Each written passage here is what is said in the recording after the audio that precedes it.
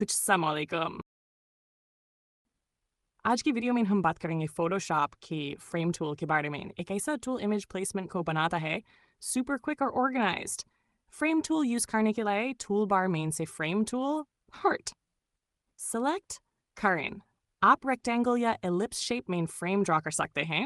जैसे आप फ्रेम बनाते हैं, ये एक प्लेस होल्डर क्रिएट करता है।